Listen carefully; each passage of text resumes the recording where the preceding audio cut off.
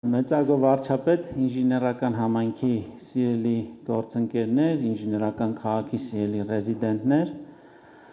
շնորհակալություն մեզ հյուրընկալելու համար։ Մենք երեք երբ ինժեներական շաբաթվա մեկնարկն էինք ազդարում, առիթ ունեցա շատ կարճ խոսել նաև մեր երազանքների մասին եւ նաև շատ խորհրդանշական էր, որ առաջին կարևորագույն այդ միջոցառումը արդեն բիզնես աքսելերատորի շենքում է տեղի ունենում։ Մենք երեք առիթ ունեցանք խոսելու նաև կառավարության երազանքների մասին, եւ մենք այդ երազանքների իրականացման ճանապարհին ենք իրականում։ Պարոն Սալացյանի հետ, պարոն Ենգիբայանի, բոլոր մեր գործընկերների հետ անընդհատ հավաքվում ու երազում ենք իրականում, եւ այս ամեն ինչը ավելի իրատեսական է դարձնում, երբ մենք մի կողմից տարիներ շարունակ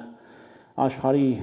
խոշորագույն տեխնոլոգիական հսկաների համար գիտահետազոտական աշխատանքներ ենք կատարելու, պրոդուկտներ ենք մշակել, ժամանակն է, որ մենք նաև սկսենք մտածել հայկական ինժեներական, բարձր տեխնոլոգիական պրոդուկտների մշակման եւ գլոբալ տնտեսության մատակը արելու մասին, այդ ներուժը իրականում արդեն կա, արդեն տեսանելի է եւ մենք մեծապես ողջավորված ենք։ Այստեղ կառավարությունը այս երազանքի համատեքստում էր, որ այս ներդրումը կատարեց եւ մենք վստահ ենք, որ սա հենց ինժեներական քաղաքի սրտում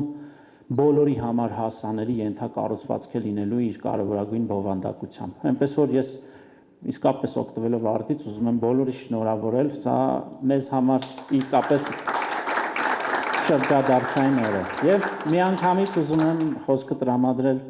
վարչապետին, դուք երևի նախաբան կասեք, որից հետո արդեն հարց ու պատասխանի ձևաչափով ես փորձեմ մոդերացնել։ Նախ առաջին տպավորությունս ճիշտն ասած լավն է, շատ ավելի լավն է, քան ես սպասում էի, ինչի նախ մանավանդ իմացա, որ շենքը նախագծվել է Հայաստանում, հայաստանցի ճարտարապետների կողմից եւ շինարարության մեջ ընդհանուր աստիճանները, որ մեր ճանաչած աստիճաններից չէին, մի քիչ ուրիշ էին եւ այլն, այդ դետալները, այսինքն ինչ որ նոր շունչ կա, որը կարծում եմ արտահայտում է ինժեներական համայնքի ձգտումները եւ շատ կարեւոր է, երբ որ ես տեսա, որ շինարարություններ կան եւ իմացա, որ 22 հողամասից 20-ը արդեն իրացված է եւ նույնիսկ մտածում կա, որ այդ երկուսը պետք է չի ոչ բան անել, բայց ամեն դեպքում դա նշանակում է, որ նախագիծը նպատակին ծառայում է, այսինքն որովհետեւ այս ամեն ինչը արվել է իրականում, որ այդ 20 տարածքներում մասնավոր ընկերություններ իրենց ավելի լավ զգան եւ իրենց գործունեության ամենահարմարավետ վայրը համարեն սա։ Իհարկե, այստեղ էլ մենք էլի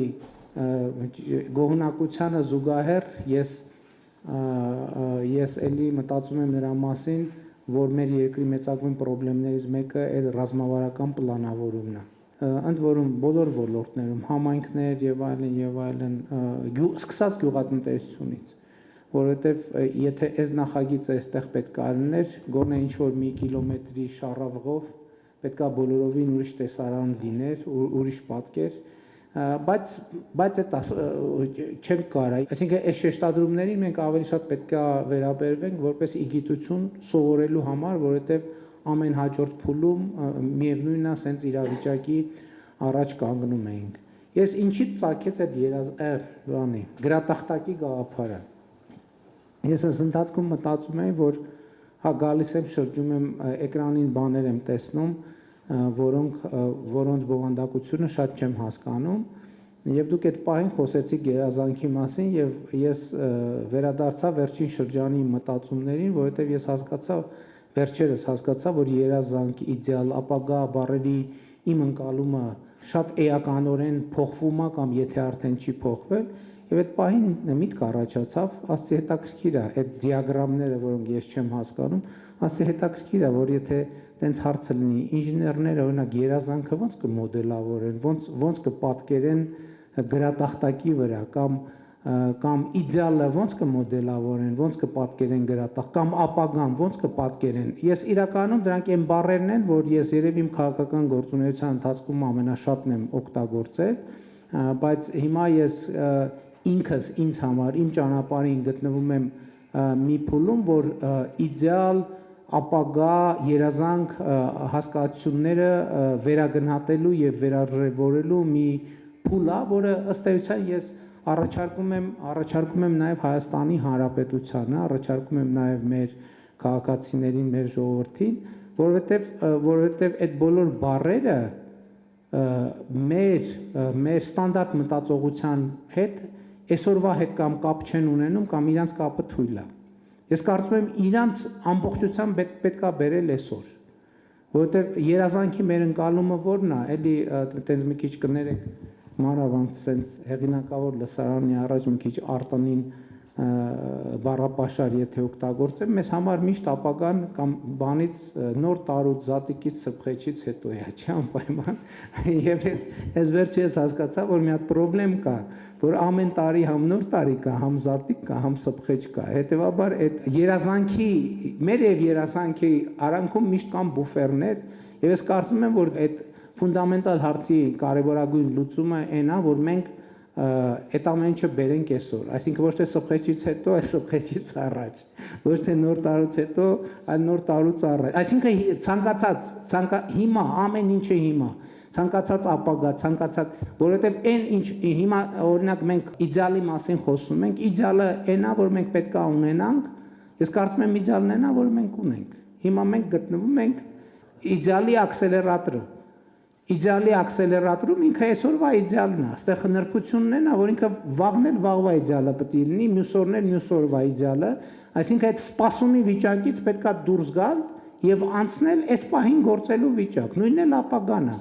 Ես միշտ մտածում եմ, ինչ ենք մենք այդքան ապագայի մասին մտածում եւ ինչի է այդքան ապագան մեզ համար անհասանելի, որովհետեւ մենք ինքներս ենք հեռու ապագայից, մենք ապագան չենք պատկերացնում մեր բազուկի երկարության վրա գտնվող ինչ-որ մի բան կամ այսօր մեր իրականության մեջ մեզ շրջապատող մի բան։ Եվ ընդհանուր սոցիալ-հոգեբանական փոփոխությունը, տեսեք, մեր սոցիալ-հոգեբանության մեջ իմ մտածումներն են, ինչ եմ ասում, որովհետև նկատի ունեմ գիտական հաստատումը չի ստացել, չեմ հավակնում, որ բացարձակ ճշմարտություն եմ ասում։ Մենք մեր սոցիալ-հոգեբանության մեջ մենք անցյալի եւ ապագայի մեջ արանքում գտնվող ինչ որ մի անորոշ կետում խրված ենք եղել,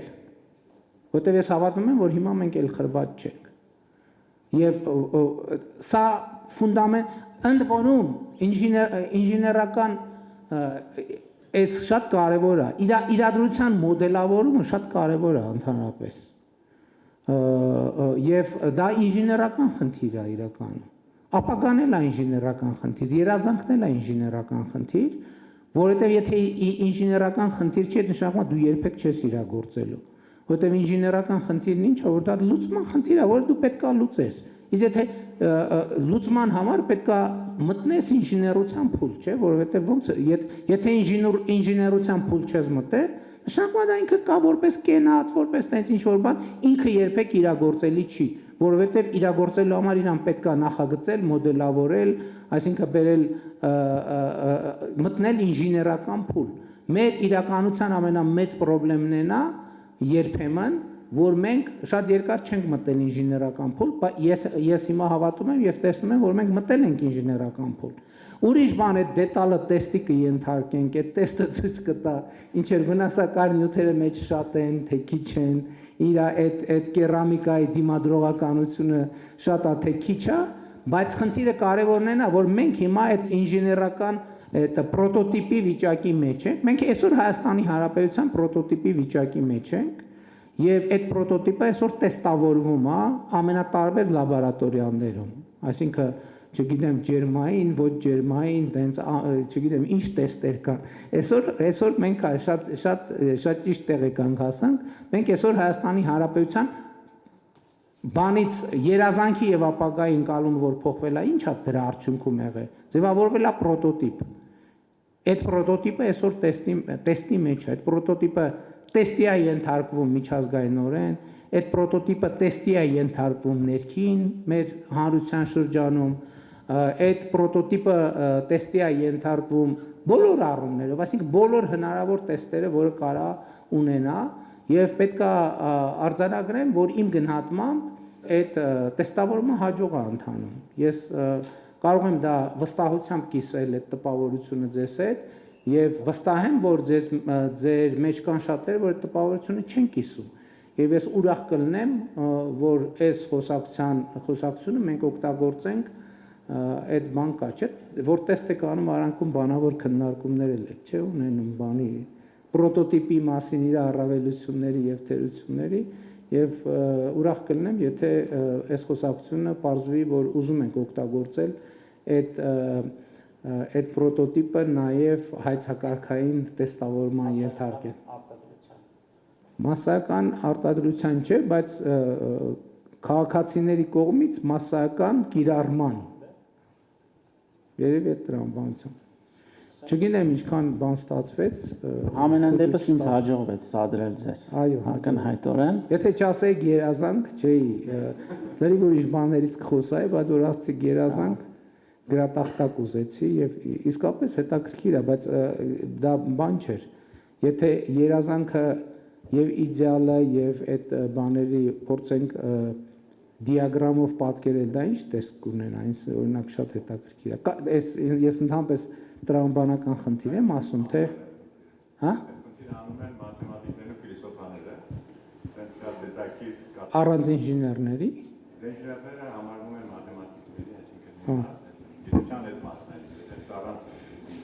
այսինքն սկզբունքորեն դիտարկելի է։ Պարոն Սալացյան, համեցեք։ Շատ շնորհակալ ենք, պարոն վարչապետ։ Ես կարծեմ, ինչպես դուք նկարագրեցիք, ինչ որ տեսակ, շատ ճիշտ է։ Եվ գտնամ ասել հիմա ինժեներական ընկերությունները Ինժեն քաղաքում պրոտոտիպից անցած են արդեն փոքրիկ արտադրության։ Բայց մյուս քայլը արդեն սերիական արտադրությունն է։ Ինչ որ հիմա ինժեներության բագասում է, հենց այնտեղ անցնելն է։ Արտադրություն անել արդեն սովորում ենք, մեր փոքրիկ կորձարանը, որ անցան անգամ տեսակ, բայց արդեն պետք է անցնենք։ Մեր մյուս երազանքը, պարոն վարչապետ, կորձարանի քաղաքն է։ Ինչ ընկերություններ տեսակ ստեղ, ամեն մեկը պետք է սկսի արտադրել այնտեղ։ Հիմա դեռ երբեմն ուղարկում ենք Չինաստան, ուղարկում ենք ուրիշ երկրներ, բայց գարիքը չի կա։ Մենք պետք է այդ արտադրությունը կարողանանք անել այստեղ։ Դրա համար մենք անշուշտ աջակցություն պետք ունենք։ Մեր նախնական, ասենք, հաշվարկները մոտ $50 միլիոն պրոյեկտ պիտի լինի։ Եվ եթե պետությունը կրնա մեզ օգնել այս պրոյեկտը առաջ տանել եւ ինվեստիցիաները գտնել, կարծեմ մենք շատ շնորհակալ կլինենք եւ մեր երազանքը, մյուս էտապի երազանքը գիրականացնենք։ Ես կարծում եմ, էլի փորձելով շարունակել այն տրամաբանությունը, ինչից ես սկսեցի, ես հնդածս ձեր հարցին զուգահեռ նաև մտածում էի եւ հետաքրքիր էր, որ հետահայաց ձեր հարցին ի պատասխան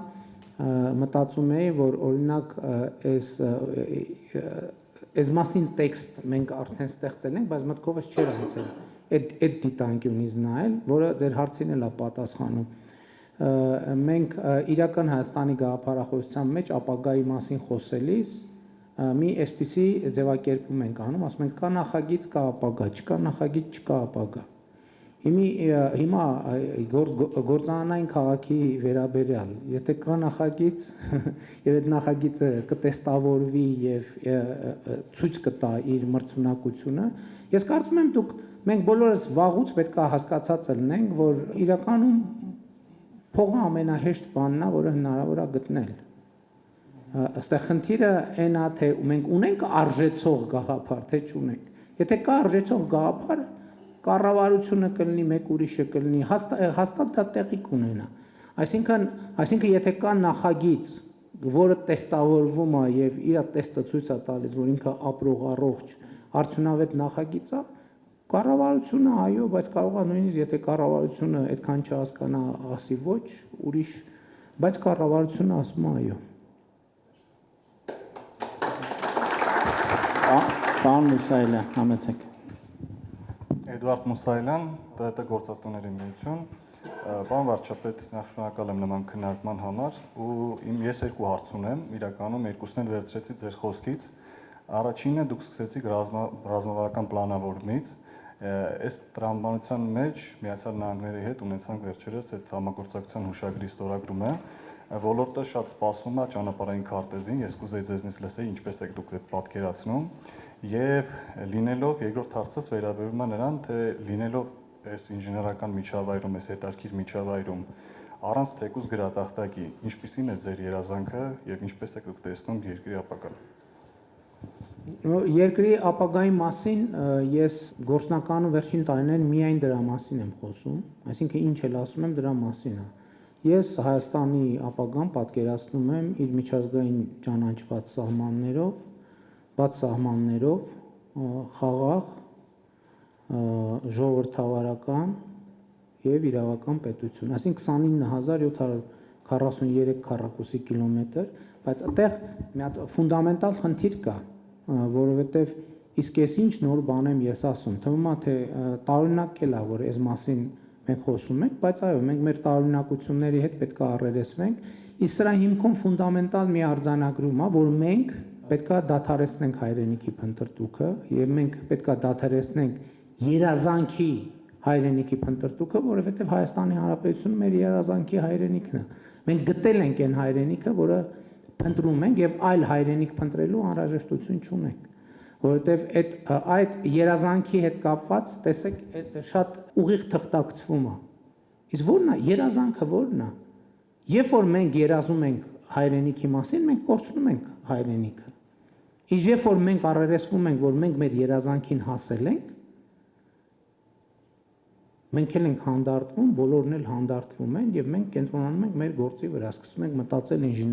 ավելի շատ մտածել բարեկեցության, երջանկության, հարստանալու եւ հարստացնելու մասին։ Գիտեք ինչ, ես ընդհանրապես այս ճանապարհը շատ կարեւոր է, որովհետեւ ես նախկինում էլ ասել եմ, ես չգիտեմ դուք առիթ ունեցել եք լսել թե չէ, ես ասել եմ, որ այն ինչ որ ես հիմա ասում եմ եւ հիմա խոսում եմ, դա իմ անձնական տրանսֆորմացիան է, բայց վարչապետի պաշտոնում, ես շատ կարևոր է, որովհետև ես չգիտեմ ոչ վարչապետի պաշտոնում ես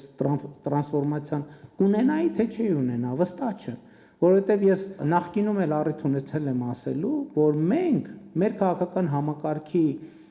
ամենամեծ խնդիրներից մեկն այն է եղել, որ Հայաստանում իրականում քաղաքական կուսակցություններ շատ չեն եղել։ Հայաստանում իմ ընկալմամբ գաղափարաբանորեն եղել է մի կուսակցություն, եւ այդ կուսակցության ոնց ճիշտ ասեմ, որ բանը լինի, նույն տրանսֆորմացված չէ, նույնիսկ դեֆորմացված կամ մուտացված տարբերակներ։ Օրինակ ասում եմ, չի եղել իրականում քաղաքացիական պայմանագիր կուսակցություն։ Եղել է հայ հեղափոխական դաշնակցություն, դրոպ քաղաքացիական պայմանագիր կուսակցություն, հայ հեղափոխական դաշնակցություն, դրոպ հայ ազգային կոնգրես, հայ հեղափոխական դաշնակցություն, դրոպ Բարգավաճ Հայաստան կուսակցություն, հայ հեղափոխական դաշնակցություն, դրոպ հանրապետական կուսակցություն, որովհետև մենք բոլորս ներծծված ենք եղել կորուսյալ հայրենիքի փնտրտուքի գաղափարով։ Երրորդ հանրապետությունը ինքը ստեղծվել է կորսված հայրենիքի փնտրտուքի գաղափարի հիման վրա։ Այսքան որ հիմա քննարկվում է, մենք պետք է վերադառնանք ընդհանրապես տեքստերին չկարևորելը կամ տեքստերի կարևորությունը արձանագրելը շատ կարևոր է հատկապես այստեղ, որովհետև այն տեքստը, որ մենք դրել ենք մեր պետության, դնում ենք մեր պետության հիմքում, դա այն soft-ն է, որը աշխատացնում է մեր hard-ը, չէ՞, կոպիտ ասած։ Մենք մեր ինչ ծրագիր ենք դրել, մենք ասել ենք, որ մենք ստեղծում ենք Հայաստանի Հանրապետությունը պատմական արդարության եւ ազգային իղձերի համար։ Բայց մենք չենք պատասխանել մի հարցի, պատմական արդարությունը ո՞րն է, կա պատմական արդարություն, թե չէ։ Եվ ես հիմա տենց ասոցիատիվ կտորներ եմ պատմում, որից իմ տրանսֆորմացիան սկսվել է եւ տեղի է ունեցել։ Երկու դրվագ, առաջինը մի անգամ երբ որ ես ազգային ժողովում ներկայացնում էի խաղաղության օրակարգը, դա սկզբնական փուլում էր, ընդդիմադիր պատգամավորներից մեկը արձագանքի ժամանակ ասեց, «Ընենց եք խոսում, կողքից լսողը լինի, կթվա թե Եվրոպայի մասին եք խոսում»։ Ես արձագանքեցի, ասի, իսկ դուք համոզված եք, որ գիտենք մենք Եվրոպայի պատմությունը։ Այս մի դրվագը Հաջորդ դրվագը, երբ որ ես ըստ էության, երբ որ շփվում ենք տարբեր երկրներում ժողովուրդների մարդկանց հետ, տեսնում ենք, որ Եվրոպան մի պետություն գոնե չկա, որ իր տարածքով բավարարված է։ Չկա գոնե մի պետություն, որտեղ այդ միտումը չլինի, որ իր տարածքի մի հսկայական մասը մնացել է հարևանի տարածքում։ Չկա, այդպես երկիր չկա։ Բայց ինչի վրա է հիմնված այսօրվա Եվրոպան։ Այսօրվա Եվրոպան հիմնված է արգելակի վրա, որ մի X պահի ասում են լավ, եկեք արձանագրենք, որն է լավ, ի վերջո, որն է մեր միջազգայինորեն ճանաչված տարածքը։ Էսա մեր միջազգայինորեն ճանաչված տարածքը։ Ուրեմն մենք ապրում ենք եւ աշխատում ենք ստեղ, սա մեր պետությունն է, սա մեր հայրենիքն է։ Այսինքն այդ մենք շատ խոսում ենք, չէ՞ որ մենք մենք պանդուխտի հոգեբանություն ունենք, մենք սիրում ենք պանդխտել եւ մենք խոսում ենք մեզ համար որպես անհատ։ Բայց պանդխտելը մենակ բան չի, ֆիզիկապես տեղաշարժվելը չի։ Պանդխտելը նաև այնա, որ դու քո տեղում նստած, բայց դու պանդխտում ես անընդհատ։ Որովհետև ես էլի հարց եմ տալիս, ասում եմ, սիրելի հայրենակիցներ, ինչի է որ Գերմանիայում կամ բանում Իտալիայում ֆուտբոլի թիմերը կարան լինեն Միլան, Ռոմա, չգիտեմ, ես այդպես մեծ էքսպերտ չեմ ֆուտբոլի, Մարսել Ֆրանսիայում կարան լինի, Փարի Սեն-Ժերմեն կարան լինի եւ այլն։ Հայաստանում ֆուտբոլի առաջնության ցանկը նայում ես Ալաշկերտ, Վան եւ այլն։ Ոնց որ մի հատ Շիրակ կա, այն էլ խորհրդային միությունից ինչ որ ձևերով այդ իրավակազմակերպական ձևը մնացել է։ Հա, Արարատ, ինչի՞ է որ սուպերմարկետ, որ բացում ենք, մեր առաջին միտքն է նա, որ Իրանը կամ Ադանա պետք է լինի, կամ Վան, կամ Մուշ։ Ինչի՞ց է դա։ Ինչի՞ց է, մենք պետք է առերեսվենք, ինչի՞ չի կարառնի ֆուտբոլի թիմը Հրազդան, ով կարա բացատրի։ Ինչով է Դիլիջան անունը, Արտաշատը մեր պատմական մայրաքաղաքն է։ Մեր ինքնության բանն է, առանցքն է։ Ինչի՞ չկա Հայաստանում Արտաշատ անունով ֆուտբոլի թիմ։ Արմավիր անունով ինչի՞ չկա ֆուտբոլի թիմ։ Արարատի հետ կապված ես պրետենզիա չունեմ, որովհետև մենք Արարատ քաղաք ունենք։ Այդտեղ խնդիր ես չեմ տեսնում։ Այսինքն սրանք հարցեր են, որոնք մենք պետք է առերեսվենք։ Հաջորդ հարցը, երբ որ այս ամեն ինչը տեղի է ունենում, չէ, այս պատմությունը, մեկ էլ ինչ որ երբ որ քննարկվում է թե ովքեր են դավաճանները եւ ովքեր են պատրիոտները, հայրենասերները, սկսում ես մտածել հայրենասեր բառի մասին եւ սկսում ես մտածել հայրենասիրության մոդելի մասին եւ սկսում ես մտածել, ասում ես հիմա ինքդ քեզ հետ խոսում ես, չէ՞, դու քեզ հարց ես տալիս, ասում ես ես հայրենասեր եմ, թե հայրենասեր չեմ։ Հիմա լավ, այսքան մարդ որ ասում է դավաճան եւ այլն, բայց այնուամենայնիվ դու քեզ հետ խոսա, դու հայրենասեր ես, թե հայրենասեր չես։ Ու սկսում ես մտածել, մեկ է գալիս ես, ուզում ես մոդելավորես հայրենասիրությունը։ Ուզում ես գրատախտակի վրա նկարես, մոդելավորես հայրենասիրությունը։ Հետո սարսափով արձանագրում ես, որ քո հայրենասիրության բոլոր սիմվոլները առանց բացառության ստեղծվել են 40-ից 75 թվականների։ Եվ ասում ես, բայց մի րոպե, ո՞նց կարա տենց լինի։ Ո՞նց է, որ անընդհատ, ո՞նց է լավ, այս հայրենասիրության մոդելը, որ ստեղծվել է, բա այդքան կարդացել ենք, որ խորհրդային միության գլավլիտը, ամեն տառը, ամեն նախադասությունը պետք է ունենար թույլտվություն, պետք է ունենար հնարավորություն, բա ոնց որ մեր հայրենասիրության մոդելը, ոնց որ Չարենցին ու Բակունցին խորհրդային միությունը 37 թվին ոչնչացրեց ու հանկարծ ընդ որում մի մասին գուլագներից հետ բերեցին։ Ասին հələ ինչեր ունեիք, հələ մի հատ բերեք, տենանք ինչ կա, ինչ էիք գրել կամ ինչ սևագիր կամ նախագիծ ունեիք։ Եվ այլն եւ այդպես շարունակ։ Մենք այս հարցերին պետք է առերեսվենք, թե չպետք է առերեսվենք։ Մենք խոսում ենք մեր կախվածությունների մասին։ Եվ մենք դժգոհ ենք մեր կախվածություններից, ճիշտ է։ Մենք մեր կախվածությունն էլ պետք է մոդելավորենք։ Այդ ինչ է այդ կախվածությունը։ Ինչի վրա է հիմնված այդ կախվածությունը։ Այդ կախվածությունը հիմնված է մենակ մի բանի վրա։ Մեր միջավայրի նկատմամբ մեր վախից։ Մեր միջավայրի նկատմամբ վախից։ Այսինքն մեզ կախված լինելու համար պետք է մենակ մի բան՝ վախ մեր միջավայրի նկատմամբ։ Եվ ընդ որում այդ վախը ունի օբյեկտիվ հիմքեր, հարցը դա չի, դրա մասին չի։ Բայց խնդիրն այն է, մենք այդ վախը ուզում ենք կառավարենք, որի արդյունքում մենք ունենանք անկախություն, թե մենք թողելու ենք, որ մեզ շարունակեն կառավարել մեր վախերով։ Ընդ որում, երբ որ մենք շարունակում ենք կառավարել մեր վախերով, շատ լավ էլի համաձայն ենք, ինչ որ մի մասով մենք գիտակցված կառավարվում ենք այդ վախերով։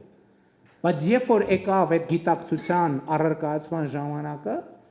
ես նկատի ունեմ 20-ից 22 թվականներին հավաքական անվտանգության պայմանագրի կազմակերպության մեր նկատմամբ ունեցած պարտավորությունները։ Պարզվեց, որ այդ ոչ մի բան ընդհանրապես զրո, ոչ մի արժեք չունի։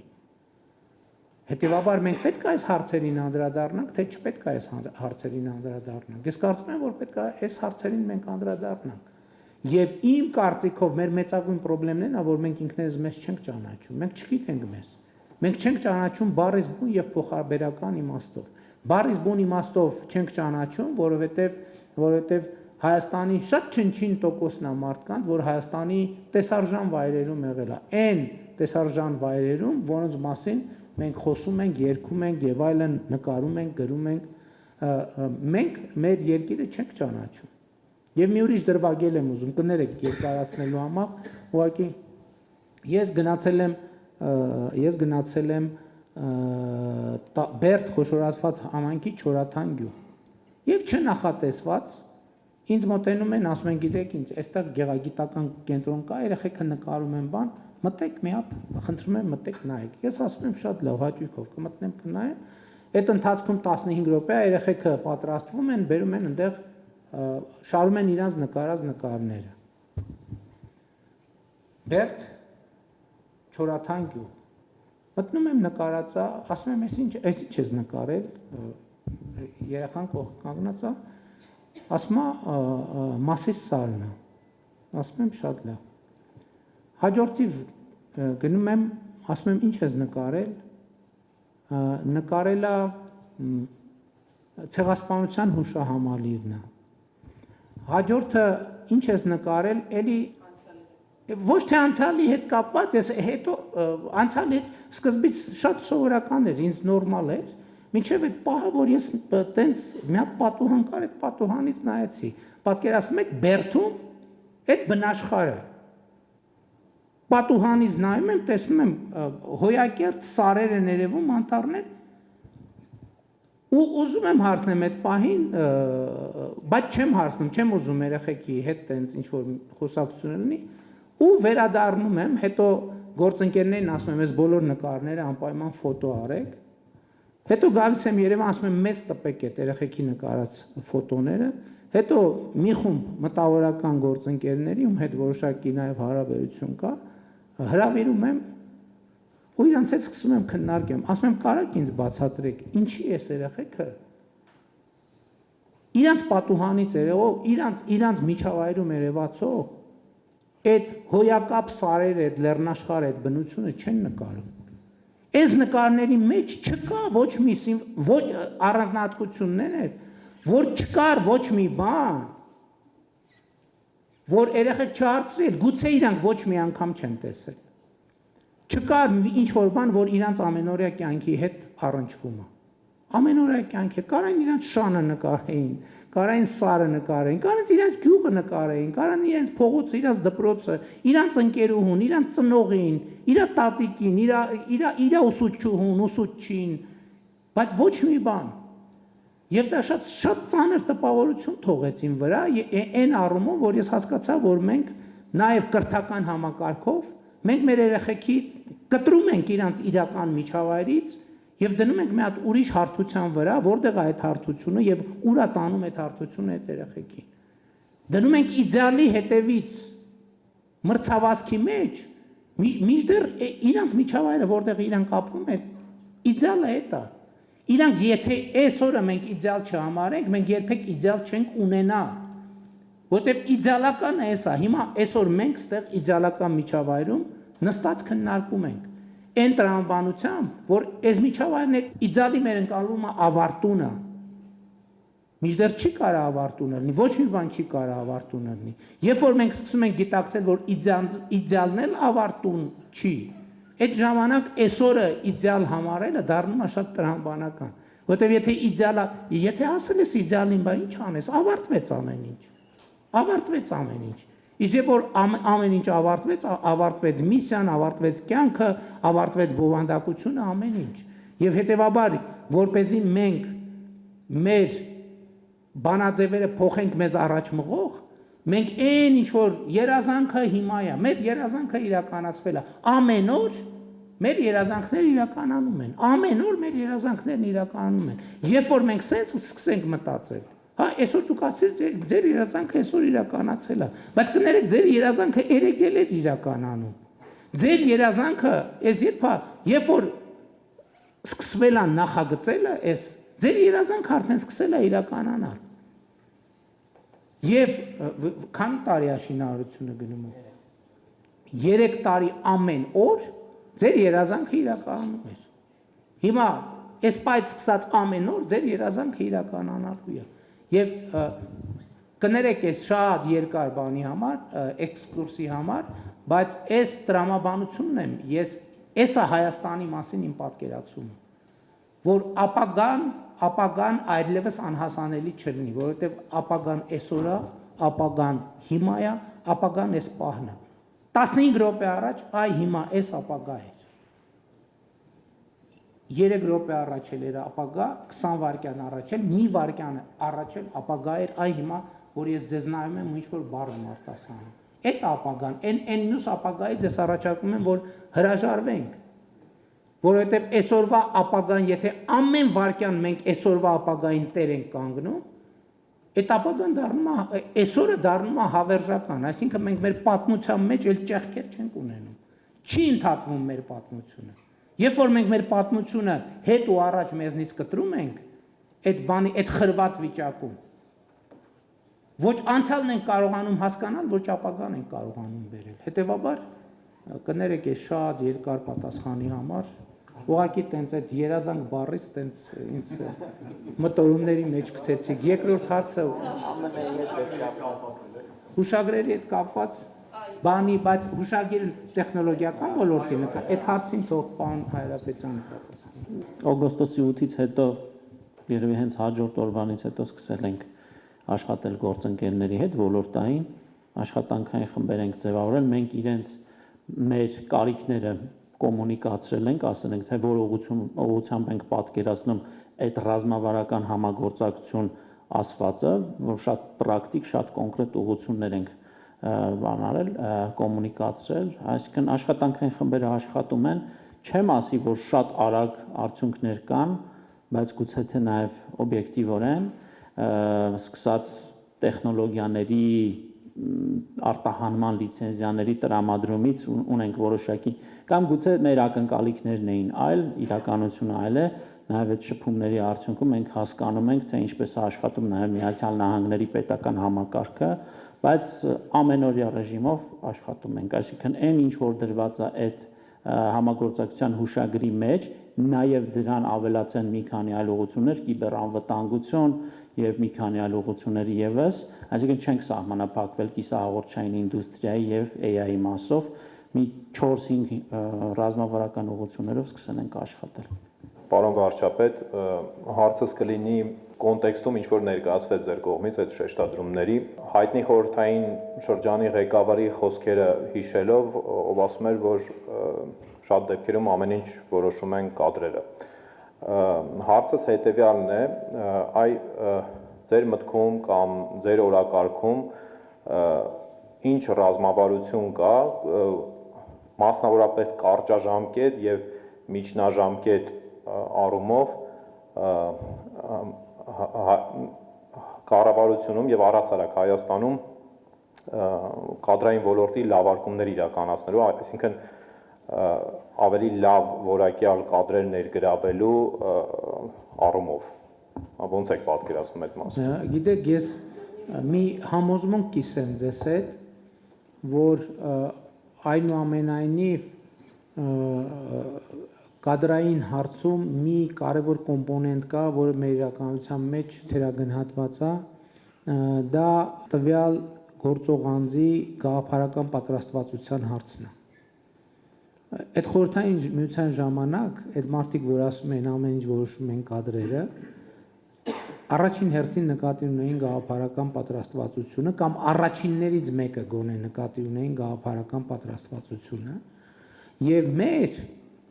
կադրային խնդիրների մի մասը կամ մի զգալի մասը կապված է եղել այս խնդրի հետ։ Գիտեք ինչ խնդրի հետ, բայց այդ խնդրը այդ մարդկանց խնդրը չի։ Այդ խնդրը ռազմավարության խնդրն է, որ մենք շատ հստակ չգիտենք, թե մենք ինչ ենք անում։ Առավոտ մենք գալիս ենք գործի։ Հասկանում եք, կա մի հատ շատ կարևոր հարց։ Մենք առավոտ եկանք աշխատանքի, պատկերացրեք դուք բոլորդ, մանավանդ ձեզ համար դա շատ հասկանալի կլինի, այնց առանձնապես պատկերացում չկա, մենք ինչ ենք անում։ Ոչ միայն այդ օրը, որ առավոտ եկել ենք, բայց այդ օրից սկսած եւ բանա, չէ, ընդ որում քաոս կլինի, եթե այսօր մի բանի համար ենք եկել գործի, վաղը մյուս, երրորդ օրը, չորրորդ օրը, չորրորդ։ Պետության ռազմավարությունը այն ինչի մասին պարոն Մուսայելյանը հարցրեց, պետության ռազմավարությունը նույն կադրային կամ որոշումների որակի համար շատ կարևոր է,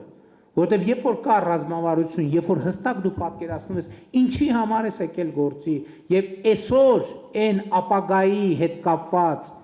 ինչ խնդիր պետք է լուծես, շատ մարդիկ հենց այդ նույն մարդը դառնում է շատ ավելի պրոֆեսիոնալ։ Ես բացարձակապես չեմ թերագնահատում միջև մեզ հայտնի բոլոր պարամետրերը, սկսած կրթությունից, կրթությունը անընդհատ, շարունակական եւ այլն, բայց գաղափարական պատրաստությունը վեկտորը մենք ուր ենք գնում, որ ուղղությամբ ենք շարժվում, ինչ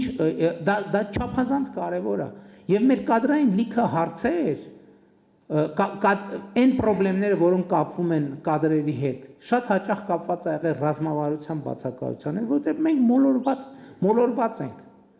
Հասկանում եք, ես ձեզ պարզ բան եմ ասում, որի մասին 2020 թվականի պատերազմից հետո Հայաստանի մասին մեր պատկերացումը, որն է այնուամենայնիվ Հայաստանը որն է։ Հասկանում եք, հնարավոր չի էֆեկտիվ կառավարել, երբ որ դու չգիտես քո հիմնարկը, հազար ներողություն, այս կոպիտ, երբ որ դու չգիտես քո հիմնարկը լավ որն է։ Հնարավոր չի կառավարել այդ հիմնարկը, երբ որ դու չգիտես քո հիմնարկը որն է։ Իսկ մեր խնդիրը բոլոր Հայաստանի բոլոր ժամանակների, բոլոր իշխանությունների մեծագույն խնդիրը եղել է այն, որ տենց էլ մեր ոչ մի իշխանություն չի իմացել լավ իր հիմնարկը որն է։ Ընդ որում տարբեր իշխանություններ չեն իմացել տարբեր չափով։ Մի իշխանություն չի իմացել այս չափով, մյուս իշխանությունը չի իմացել ավելի մեծ չափով, այն մյուս իշխանությունը չի իմացել ավելի մեծ չափով։ Հիմա իմ առաջարկը այն է, որ մենք կադրային հարցի լուծման համար գաղափարական պատրաստվածությունը։ Ասենք օրինակ Մասիս ծառը ինչի ենք մենք Մասիս ծառի բանը հանում սահմանային կնիքի վրայից։ Ընդ որում դա առաջացել է հայտնվել 2004 թվականին, որը արտահայտում է այդ իմ ասածը, որ մի իշխանությունը մի ձևի չի իմացել իր հիմնարկը որն է, մյուս իշխանությունը երկրորդ ձևի չի իմացել, այն մյուս իշխանությունը երրորդ ձևի չի իմացել։ Որովհետև մենք ուզում ենք իմանանք մեր հիմնարկը որն է, ժողովուրդ ջան։ Մեր հիմնարկը որն է։ Պատկերացրեք ակսելերացիոն կենտրոնը, գիտենք, այդքան է վստահ չենք, ինչքան է, որտեղ է, հնարավոր է կառավարել այդին, բացառված է, չենք կարող կառավարել։ Եվ լավագույն կադրերն էլ կշփոթվեն։ Եվ այնք չի, որ մեր կառավարությունում 30 տարվա ընթացքում չեն եղել թոփ մակարդակի պրոֆեսիոնալներ։ Բայց շատ թոփ մակարդակի պրոֆեսիոնալներ 3 ամսում դառել են ծաղրի առարկա, շատ հաճախ։ Ու մենք չենք էլ հասկացել, լավ էս մարդը ոնց որ թե կրթությունը տեղը, կենսագրությունը տեղը, լեզուները գիտի, ամեն ինչ տեղը, լավ ոնց է լինում, որ 3 ամսվա մեջ կամ մի տարվա մեջ դառնում են ծաղրի առարկա։ Նույն պատճառով, որտեղ ինքն էլ չգիտի ինքը ինչ է անում, մենք էլ չգիտենք ինքը ինչ է անում, ոչ մեկ չգիտի ինքը ինչ է անում, ու ոչ մեկ չգիտի ոչ մեկ ինչ է անում։ Ես առաջարկում եմ, ասում եմ, եկեք կենտրոնանանք մեր միջազգայինորեն ճանաչված տարածքի վրա, մենք ինչ ենք անում։ Պետություն ենք ամրապնդում, պետություն ենք հաստատում, զարգանում ենք, հարստանում ենք եւ հարստացնում ենք։ Հարստանում ենք անհատները հարստանում են եւ այդքանով հարստացնում են պետությանը։ Ասում եմ եկեք մոդել տնենք, որ պետությունը պետք է ուժեղացնի անհատին, մարդը պետք է ուժեղացնի պետությանը։ Ոնց պետք է պետությանը անհատին մարդուն ուժեղացնի։ Այդ հարցին ես ունեմ 3 պատասխան։ Առաջինը կրթություն, երկրորդը կրթություն, երրորդը կրթություն։ 4-5-րդի մասին կարող ենք 4-5-րդի մասին մտածել։ Երբ որ ես այո ինձ համոզմունք այս ասում եմ հարգելի ժողովուրդ, Հայաստանի Հանրապետությունում լավ ապրող մարդկանց 80%-ի լավ ապրելը կապված է իրանց կրթության հետ։ Դա իմ կարծիքով դա կրթության մաս է, որովհետև աշխատելը, այսինքն ռուտին ունենալը օրվա դա կրթական հարց է, որովհետև մարդը պիտի իմանա, որ դա կարևոր բան է, դա այդ գիտական հիմնավորված բան է, չէ՞ որ օրվա ռուտին ունենալը կարևոր բան է, որ դու նույն ժամին ճաշում ես, նույն ժամին քնում ես, նույն ժամին արթնանում ես, պետք է այդ ժամին վազես, այդ ժամին չգիտեմ ինչ անես։ Եվ ստեղ է որ բոլորը հասկանում եք մարդը պետքա գտնի իր տեղը։ Բայց այդ տեղը պետքա կոմֆորտ լինի այնուամենայնիվ, պետքա իրան չշփոթեցնի։ Եվ էլի շարունակելով լավ ապրող մարդկանց 80%-ի լավ ապրելը կապված է իրանց կրթության հետ, վատ ապրող մարդկանց 80%-ի վատ ապրելը կապված է իրանց կրթության հետ։ Ես դրան միանշանակ համոզված եմ, ես իմ աշխատանքի, պրակտիկ աշխատանքի արդյունքում եմ։ Ես դրա ամեն օր ես աշխատում եմ գոնե 10-20 առավոտ շուտ մի ժամ էլ շուտ եմ արթնանում, 10-20 քաղաքացու նամակ կարդամ, որովհետև ինձ հետաքրքիր է։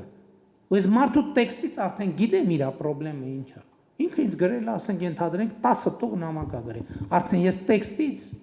գիտեմ ինչն է, որտեղ է իր խնդրեմը, եւ այդ տեքստերն են, որ ինձ բերել են այս եզրակացության։ Հետևաբար կադրը ոնց հաջորդ խնդիրն էլ կա։ Եթե մեր դպրոցների 70%-ը ավերված վիճակում է հանրապետության, կառավարությունում կներեք լավ կադրը ինչի պետք է գա աշխատի, դուք ինչի պետք է գա կառավարությունում աշխատեք։ Դուք կգաք կառավարությունում 200,000 դրամով կաշխատեք, եկեք, բոլորիդ հրավիրում եմ։ Ոչ մեկը չեք գա, չէ՞, նույնիսկ հա, տենց որ առաջարկ անեմ ձեզ կժպտակներ։ Ինքը կներեք, ինքը մեր քաղաքական գործունեության շատ վաղուցման մասնակից է, շատ երկար, հա։ Իհարկե չէր գա։ Կարող է մի հատ sense խիստ քայլ անենք ու այդ քայլին գնանք ու վերանայենք պետական ապարատի։ Հիմի դրան նախագիծը կա, ես ձեզ անկեղծ ասեմ, գիտեք ինչքան քննարկում ենք այդ որոշումը, որը մենք մեր մեջ կայացրել ենք, բայց ինչի չենք բարձրաձայնում այդ որոշման մասին։ Ասեմ ինչի չենք բարձրաձայնում։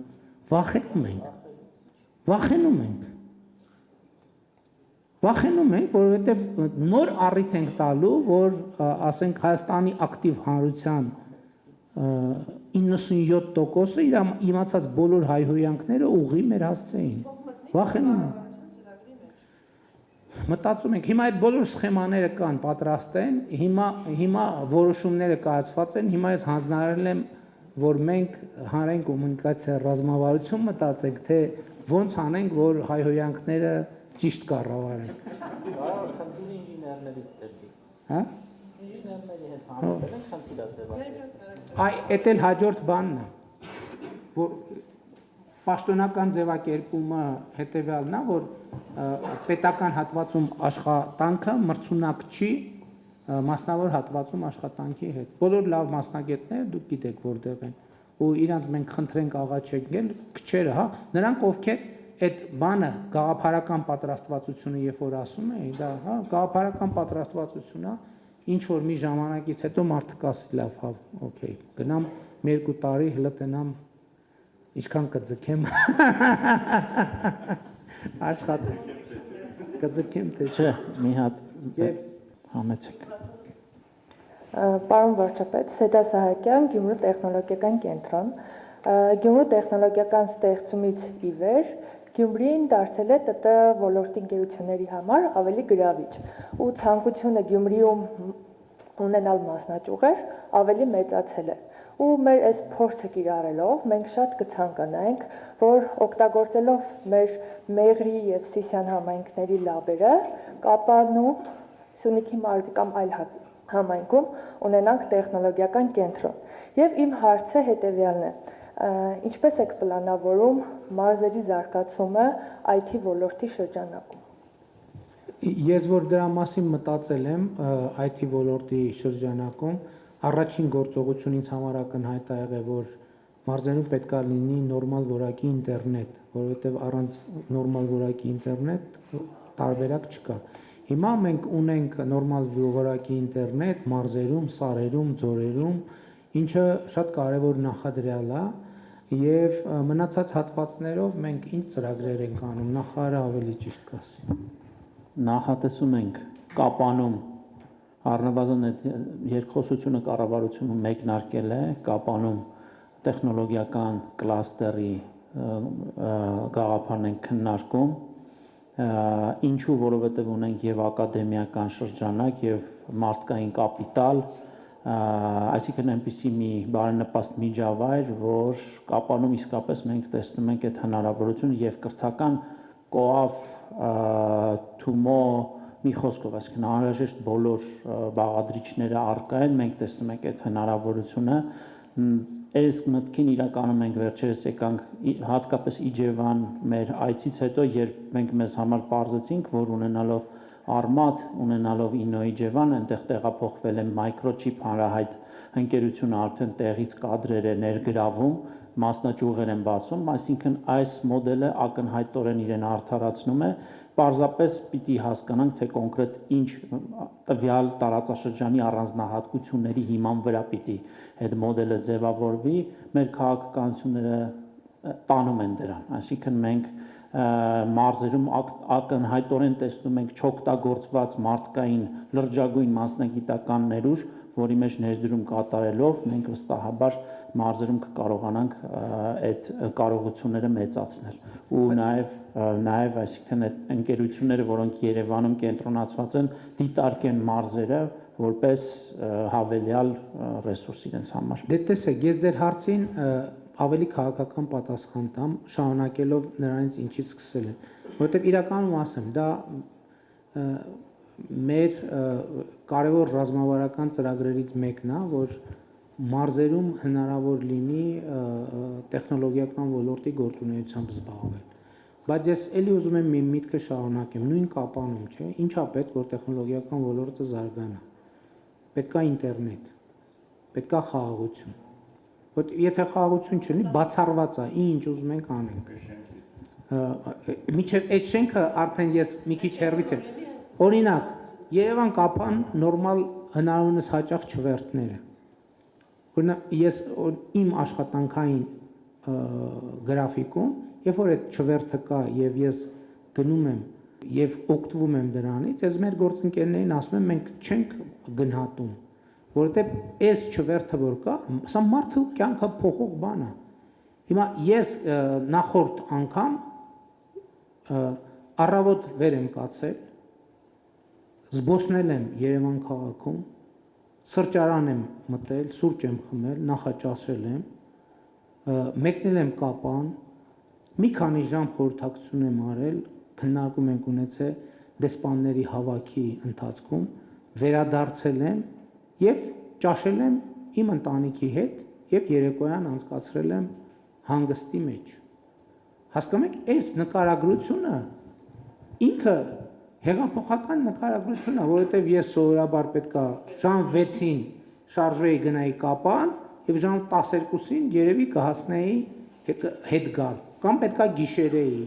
եւ այլն եւ այդպես շարունակ։ Այսինքն ես իմ կարծիքով հատկապես IT ոլորտը ինքը առանձին վերցրած միտեղ չի կարա գոյություն ունենա։ Նախ իր շուրջ պետք է հարմարավետություն ձևավորվի, պետք է նորմալ ճանապարհ լինի, պետք է չվերթ լինի, պետք է սրճարան լինի, պետք է սոցիալական շփման միջավայր լինի, որովհետև տեխնոլոգիական ոլորտի մարդը չի կարա առանց դրա։ Պետք է կապուչինո լինի, հասկանում եք, առանց կապուչինոյի չի կա։ Ես ամենայն լրջությամբ եմ ասում, առանց կապուչինոյի չի կարա, առանց կապուչինոյի, էսպրեսոյի, ամերիկանոյի չի կարա լինի բան, տեխնոլոգիական ոլորտ, ընդ որում ապարատը բավարար չի։ Պետքա տեղեր լինի, որտեղ մարդը լանչ անելու տեղ պետքա լինի։ Այսինքն նկատի ունեմ, մենք պետքա մտածենք էլի, եթե մենք ապագայի տրամաբանությամբ գնանք, դա չի լինի։ Այն մյուս տնտեսական ծրագրերը, որ մենք անում ենք հիմա, այդ բոլոր տնտեսական ծրագրերը իրանք այդ թվում տեխնոլոգիական ոլորտի զարգացմանն են բերում, որտեղ արդեն կա սպეციფիկա, պետք է հասկանանք հասունանա այս շենքի պահը։ Հիմա մենք կարանք տանենք մի հատ բան սարի վրա այս շենքից կառուցենք, չի ստացվի։ Այսինքն միջև այս շենքը սովորական տնտեսությունը ենթակառուցվածքը համայնքը պետք է այնտեղ Թումո կենտրոն պետք է լինի, այնտեղ Coafi Smart կենտրոն պետք է լինի, այնտեղ նորմալ դպրոց պետք է լինի, նորմալ մանկապարտեզ պետք է լինի, որը այսօր կառավարության ուշադրության կենտրոնում է, այս ինչ որ թվարկեցի, ամեն ինչը հիմա կապանում կառուցվել է կամ կառուցվում է։ Եվ դա անխուսափելիորեն, որովհետև արհեստական տեխնոլոգիական ոլորտ, ասենք ինքը պետք է հասունանա, գա տեխնոլոգիական ոլորտը կուլմինացիան է, նորմալ հյուրանոց պետք է լինի եւ այլն եւ այդպես շարունակ։ Ես ճիշտն ասած մի 3 հարց էի պատրաստել, բայց հասկացա, որ ժամանակի սղություն կա եւ այդ հարցերից մեկը կբարձրացնեմ։ Պարոն վարչապետ, ես լրիվ համաձայն եմ ձեր հետ իրական Հայաստանի այդ կոնցեպցիայի առումով, որտեղ մենք չենք կարող պատրանքներով, երազախապությամբ մեր ապագան կերտել, մենք պետք է իրականության հետ առերեսվենք եւ հիշում եմ նաեւ մի 2 ամիս առաջ էր Դիլիջանում ձեր հետ հանդիպման ժամանակ մի հատ օրինակ բերեցիք, ասիք մեկին հարցնում եմ որտեղացի ես, ասում է Վանեցի, որտեղ ես ծնվել Երևանում, մայրդ որտեղ Երևանում, հայրդ Երևանում, բայց դու ինչ Վանեցի ես, ինչ կապ ունես Վանի հետ։ Պարզվում է նախնիները Վանից են եւ այս բուտմատիտի նման շատերի մոտ դա սենց ամրացված է եւ իրականում դա խանգարում է, բայց իմ հարցադրումը կապված է հետեւյալի հետ, որ ես մի քիչ մտավախություն ունեմ, որ ինչ որ ժամանակ հետո իրական Հայաստանի կոնցեպցիայի օրակարգում կարող է հայտնվեն այլ դրույթներ, այս ապագայի մասին եմ խոսում, որը կբացառի նաեւ մեր լեգենդներին, մեր իրական հերոսներին։ Ես օրինակ բերեմ, այսինքն այս վերջերս հանրային խորհրդում մի հատ հանդիպման ժամանակ իմ գործընկերներից մեկը ասեց, որ բայց ճիշտ է, որ ասենք Բաղրամյանի անունով հին խորհրդային միության հերոսների անունով մենք փողոցներ ունենք, ռազմական, չգիտեմ, ինստիտուտներ ունենք Բաբաջանյանի անունով եւ այլն եւ այլն։ Ես մի երկու խոսք ասեցի ու ճիշտ ասած դալիճից դուրս եկա, որտեղ այդ դեմագոգիան ես չեմ ընդունում։ Ուրիշ տեղեր էլ այդ կարծիքները ես լսել եմ, որ դա խորհրդային, որ դա մեր իրական Հայաստանի հետ կապ չունի, դա անցյալում է խորհրդային միության հետ։ Ես ասեմ ավելին, եթե խորհրդային միության ժամանակ մեր առաքելությունը ինդուստրիալ կենտրոն սիլիկոնային հովիտ չլիներ, մենք սա էլ չէինք ունենա, մենք այդ արժեքները չէինք ունենա, ինչ որ այսօր ունենք, մաթեմատիկական դպրոցի, միկրոէլեկտրոնիկայի ինդուստրիայի եւ այլն եւ այլն։ Ձեր կարծիքն էի ուզում լսեի, որովհետեւ եթե մենք պետք է հետագայում նոր հերոսներ, նոր լեգենդներ հորինենք եւ կապենք իրական Հայաստանի հետ արհեստական ձևով, դա կարծում եմ բավական սխալ է լինելու։ Ձեր անձնական կարծիքն էի ուզում սրա հետ կապված իմանալ։ Շնորհակալ եմ։ Առաջին հարցի հետ կապված ձեր ձևակերպումը իրականում ձեր ձևակերպման հետ իմ ձևակերպման ես այդքան էլ համաձայն չեմ, որովհետև իմ շեշտադրումը ուրիշ բանի մասին է։ Ես հասկանում եմ մարդու պապը Վանում է ծնվել։ Այսինքն ինքը արմատներ ունի այնտեղ։ Խոսքը դրա մասին չի։ Ես ուրիշ բան եմ ասում եմ գնում ենք ենթադրենք Դիլիջան, ասում ենք որտեղից ես, ասում է Վանից են։ Գնում եմ Թալին, ասում ենք որտեղից ես, ասում է Սասունից են։ Գնում ենք Արմավիր, ասում ենք որտեղից ես, այսօր երիտասարդ 30 ասում է ենթադրենք Վանից են, Կարսից են ասել։ Ես ուրիշ հարց եմ տալիս։ Իմ խնդրեմը այդտեղ չի, որ ինքը իր արմատները գիտի եւ ճանաչում ուզում է պահպանի։ Իմ խնդրեմն են ասում են բա Դիլիջանցինովը, Բարմավիրցինովը, բա Թալինցինովը։ Սա իրականում ձեր մյուս հարցի պատասխանն էլ է։ Ես չեմ ասում դու բան արա, մոռացի որ Վանից ես։ Ինչ պետք չի մոռանալ։ Բայց շուրջդ նայ տես որ դու դիլիջանում ես ծնվել, դու դիլիջանցի ես։ Դու դիլիջանցի ես։ Դիլիջանցի տերմինը անտեր մի թող։ Ես բացարձակապես որևէ խնդիր չունեմ։ Ինձ ասում են, որ ուզում է պատմական Հայաստանը մոռանա։ Ոչ, այդպիսի խնդիր ես ոչ դրել եմ, ոչ էլ դա տրամաբանական է դնել։ Ես ընդհակառակը, ես ներկայացնում եմ ու դա ձև չի, անկեղծ եմ ես դա ասում։ Ասում են ուզում է հայ ժողովրդի պատմությունը մոռանա։ Ես ուրիշ բան եմ ասում եմ, երբ որ մենք ցանկացած գիրք որ կարդում ենք, ես տենց այս համոզված եմ, որ բոլորս էլ տենց ենք, կամ եթե տենց չենք, մենք գրքի հետ խոսում ենք, չէ՞, մենք երկխոսություն հերոսների հետ ինչ որ հաղորդակցության մեջ ենք, չէ՞ մտնում։ Չէ՞, տենց չի, սխալ եմ ասում, չէ՞, տենց է, չէ՞։ Հիմա ես իրական Հայաստանի գաղափարախոսությունը ծնվել է հետևյալ կերպ։ Ես այն ժամանակ չիմանալով էլ, ես տենց լուսաբանում եմ, որ հայ ժողովրդի պատմության այս մի հատորն էլ նորից կարդացի, այս մի հատորն էլ նորից կարդացի, այս էլ նորից կարդացի ու տենց բան էի անում։ Իմ կարծիքով ես այն ժամանակ տենց պրոպագանդում էի ենթագիտակցորեն շուտ արթնանալ, որովհետև ժամը 5-ին արթնանում էի, մի ժամ ու կես բան կարդում էի, մինչև աշխատանք, որ բանին չխանգարի, ոչ զանգ, ոչ բան կենտրոնան։ Եվ այդ երկխոսության մեջ դա այդ պահին չես հասկանում, դա հետահայացա չէ տեղի ունենում, հո ամեն պահի մենք այսօրվա բոլոր խորքերը, ոնց որ այդ երկխոսությունը տեղի է ունենում, ես ասում եմ պատմական Հայաստան, դե կարդում եմ այդ հատորյակները, չէ, ասում եմ ես Հայաստանի վարչապետն եմ։ Դու ինձ ինչ ունես ասելու։ Ինչ ունես ասելու։ Այդ բանից էլ, որ պատմության դասերը պետքա սովորել։ Այդ ակնհայտ ճշմարտությունը, բոլորին հայտնի ճշմարտությունը, բայց ոչ մի տեղ գրած չի, որ պատմության այն դասը, որ դու պետք է սովորես, այսինչ գրքի 846-րդ էջում է գրած։ Պատմությունը ասવા հատորյակներ, ընդ որում լիքը հատորյակներ, որ հերքում են մյուս հատորյակներին։ Դա որտե՞ս սովորես այդ պատմության դասը։ Այդ հուսահատության մեջ ասում եմ պատմական Հայաստան։ Ես Հայաստանի վարչապետն եմ, դու ինձ ինչ ունես ասելու։ Եվ ասում եմ մի գնա իմ ճանապարհով, մի գնացեք իմ ճանապարհով, մի գնացեք, որ դու հիմա Հայաստանի վարչապետն ես։ Այդ նշանակում է, որ այդ Հայաստանը կա, պետություն կա, կառավարություն կա, շենք կա, եւ այլն, եւ այլն, եւ այլն։ Սա նշանակում է կաս։ Մի գնա իմ ճանապարհով, որ այդ Հայաստանը, որի վարչապետն ես դու, մի գնացեք պատմական դարձնելու ճանապարհով։ Եվ իրական Հայաստանի գաղափարախոսության հեղինակը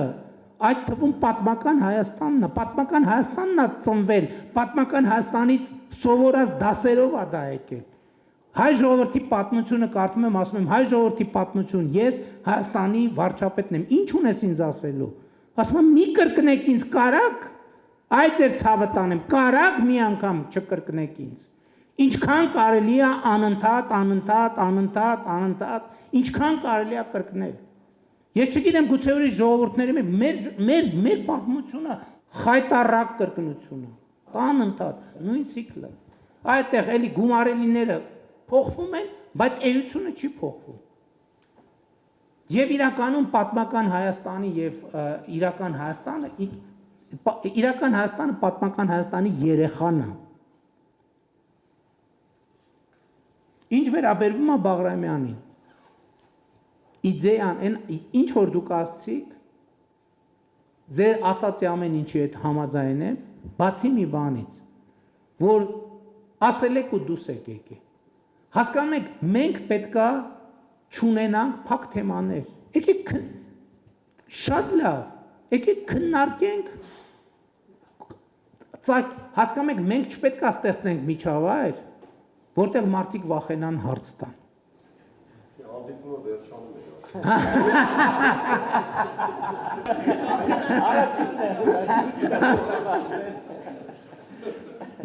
Մենք չպետք է ստեղծենք միջավայր, որ մարդիկ վախենան հարց տան։ Թող հարցնեն, թող մեկ ասի Բաղրամյանը էս, մենք էլ ասենք գիտես ինչ։ Ի վերջո խնդիրը նրա մասին է, որ մենք էլի ամեն օր մենք պետք է մեզ հարցնանք, մենք ճիշտ ենք անում։ Ամեն օր, լավ, գուցե ամեն օր չէ, գուցե երամսյակը մեկ։ Բայց եկեք մենք այդ մտածումի արդյունքում, չէ, Տեսեք, մենք ինչա տեղի ունեցել մեզ հետ։ Մեզ հետ Ամիրյան փողոցը դարձել է Վռամշապուհ արքայի փողոց, Վռամշապուհ արքայի փողոցը դարձել է Ամիրյան փողոց։ Մենք Երևանում, եթե չեմ սխալվում, ոչ մի թագավորի անունով փողոց չունենք։ Մենք ունենք դինաստիաների անունով։ Հա, Տիգրան Մեծի անունով։ Հա, չէ, ուրիշ էլի Տիգրան Մեծը Արգիշտի թագավոր Չէ, երևի համայնքներում շատ տեղերում չունենք, հա։ Այսինքն դա շատ կարևոր է, մենք պետք է այս ընտրությունը կատարենք։ Օրինակ ես կարծում եմ, որ պետք է Հայաստանում շատ տեղերում լինեն մեր տարբեր արքաների անունով փողոցներ։ Այսինքն ես նկատի ունեմ քիչ են իրականում, որովհետև Տիգրան Մեծը այնքան ասել ենք, հələ հետաքրքիր է, էլի, նույնիսկ ասոցիատիվ չի բանանվում։ Հա, դինաստիաներով ունենք, հա, բայց Տիգրան Մեծ եւ Արգիշտի ուրիշ ունենք Երևանում արքայի փողոց չունենք։ Այդ բացառությունը հաստատում է։ Ես ասում եմ եկեք հարցեր տանք, իսկ ինչն է խնդրեմը, որ թող մարդը ասի ինչ է մտածում։ Մենք էլ ասենք ինչ է մտածում, լսարանն էլ նայ ասի Մուսայելյանի փաստարկները ակնհայտորեն ճիշտ են։ Ինչ ենք վախենում այս process-ից։ Նկատի ունեմ ամեն ինչ ճիշտ եք ասում, պետք չի դուրս գա սենյակից։ Պետք է այդ խոսակցությունը շարունակել, որովհետև մենք մեզ փակուղի ենք մտցնում այդպիսով։ Եվ սիմվոլներն էլ պետք է, կարող է սիմվոլը մենք պետք է նաև ռեբրենդինգի, իսկ Բաղրամյանին մենք որպես ինչ սիմվոլ ենք բանանում, գնահատում։